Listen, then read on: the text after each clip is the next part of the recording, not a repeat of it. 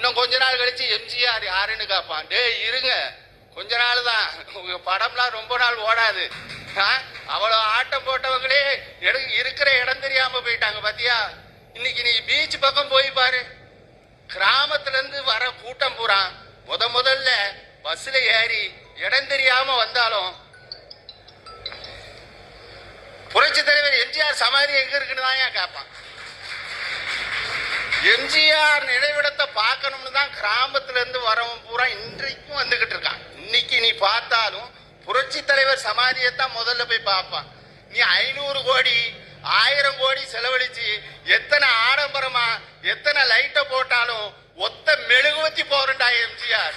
எங்க தலைவர் புகழ எவனாலும் மறைக்க முடியாது. அவர் வாழ்ந்த விதம் எப்படி, அவர் நடந்து கொண்ட விதம் எப்படி.